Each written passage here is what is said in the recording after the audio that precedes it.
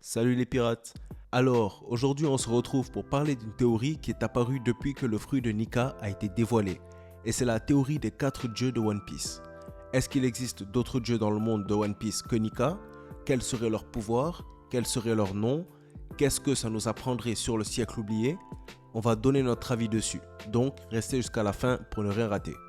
Du coup, avant de commencer, mettez un j'aime pour soutenir la chaîne, abonnez-vous pour rejoindre l'équipage et activez la cloche de notification pour ne rien rater de nos prochaines vidéos. Allez, c'est parti.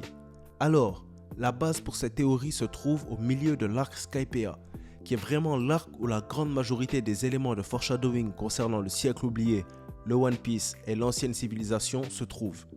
Lors de l'exécution de Mousse, fille du guerrier Kalgara, 4 dieux sont mentionnés. Le dieu du soleil, le dieu de la terre, le dieu de la pluie et le dieu de la forêt. Maintenant que le dieu du soleil est confirmé comme existant dans le monde de One Piece sous la forme d'un fruit du démon, il est tout à fait normal qu'on se demande si le reste des dieux existent également. Et en théorie, ils devraient. Mais alors, qui pourrait être ces dieux? Est-ce qu'il y a d'autres porteurs de ces fruits à part Luffy? Eh bien, voici qui seraient les derniers utilisateurs des fruits des dieux selon la théorie et pourquoi. On sait que Luffy est le dieu du soleil. Le dieu de la terre serait Barbe Noire pour sa capacité à pouvoir tout absorber.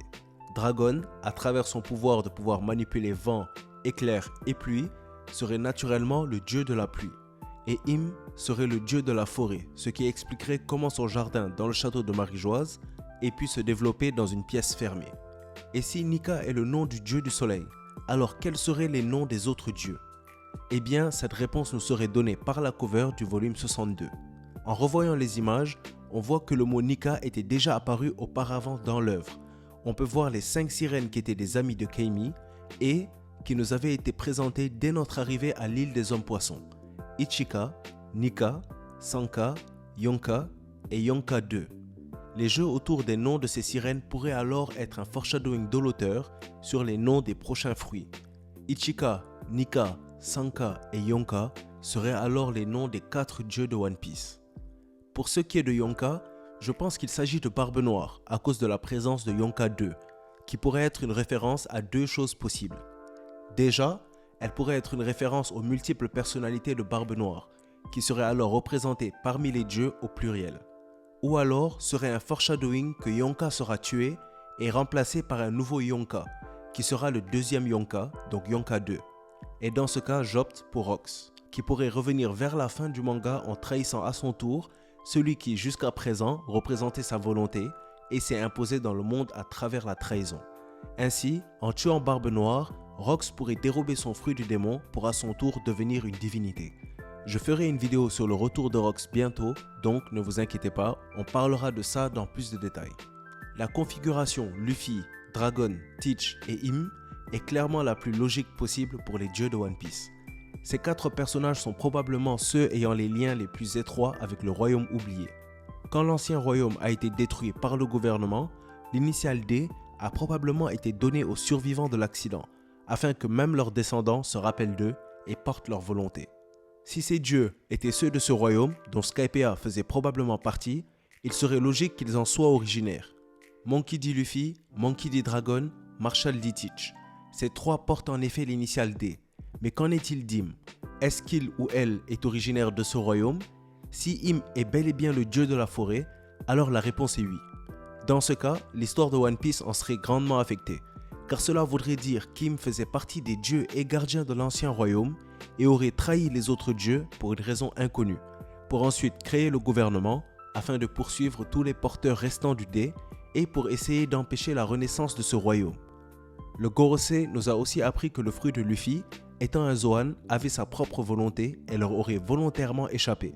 Les autres fruits ont aussi probablement le même mode de fonctionnement, ce qui veut dire que ces fruits choisissent peut-être leur utilisateur. Barbe Noire l'avait dit, Ace, ce fruit m'a choisi. On sait que Luffy porte des ressemblances à Joy Boy à travers son parallèle avec Roger, mais surtout son chapeau de paille.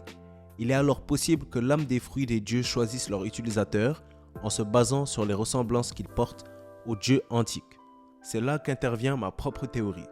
Et si Im avait à l'époque reçu de l'aide du dieu de la terre pour ensemble trahir et affronter les dieux du soleil et de la pluie?